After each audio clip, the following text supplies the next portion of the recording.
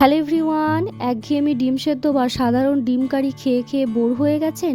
হাতে সময় কম অথচ মন চাইছে দারুণ কিছু খেতে, তাহলে আজকের এই রেসিপিটা একদম আপনার জন্য। কোনো ঝামেলা ছাড়াই ঘরে থাকা সাধারণ উপকরণ দিয়ে ঝটপট বানিয়ে নেওয়া যায় এই অসাধারণ স্বাদের ডিমের ডিশ। ব্যাচেলার হন বা কর্মজীবী, ব্যস্ত দিনের কম সময়ে তৈরি করার জন্য এটা একদম পারফেক্ট। চলুন দেখে নেওয়া যাক।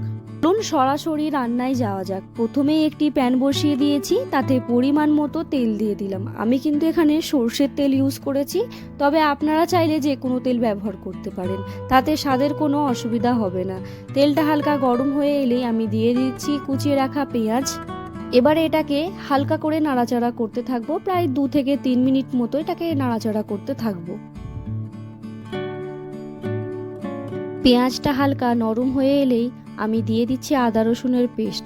আপনারা জানেন তো, তেলে আদা রসুন দিলেই কেমন যেন ছিটকাতে শুরু করে, তাই এখানে একটা ছোট্ট রান্নার টিপস ব্যবহার করতে পারেন। আদা রসুন দেওয়ার পরেই সামান্য একটু জল দিয়ে দিন, এতে মশলাটা ছিটকায় না আর গায়ে আসার ভয়ও থাকে না।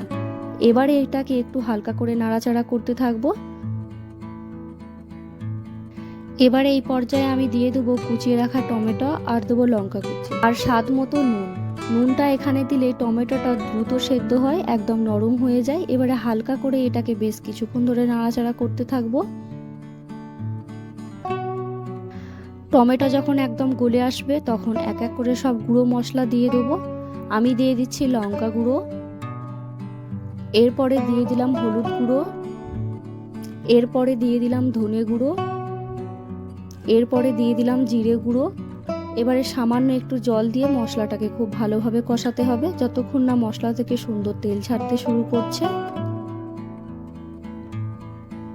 মশলাটা ভালোভাবে কষানো হয়ে গেছে, তেল ছেড়ে দিল। এবারে কাঁচা ডিমগুলো এক এক করে মশলার উপরে দিয়ে দেবো। ডিম দেওয়া হয়ে গেলে ঢাকা দিয়ে কম আঁচে 4 থেকে 5 মিনিটের জন্য হতে দেবো। 4 থেকে 5 মিনিট পর ঢাকা খুলে দেখুন কত দারুণ দেখতে হয়েছে। আপনারা চাইলে ডিমগুলোকে এইভাবেও রাখতে পারেন আস্ত। আমি একটু খুন্তির সাহায্যে হালকা করে ঘেটে ঝুড়ো ঝুড়ো করে নিচ্ছি, মশলার সাথে মিশিয়ে নিতে পারেন। দুটোভাবে খেতে পারেন, খেতে কিন্তু দুর্দান্ত লাগে। আজকের এই সহজ সরল রেসিপিটা কেমন লাগলো অবশ্যই কমেন্টে জানাবেন। যদি রেসিপিটা ভালো লেগে থাকে তবে ভিডিওটি একটি লাইক দিয়ে আপনার বন্ধুদের সাথে শেয়ার করে দেবেন।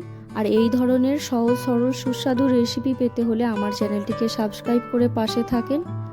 তবে আজকে শেষ করছি, আবারও দেখা হবে নতুন কোনো একটি রেসিপি নিয়ে। টাটা।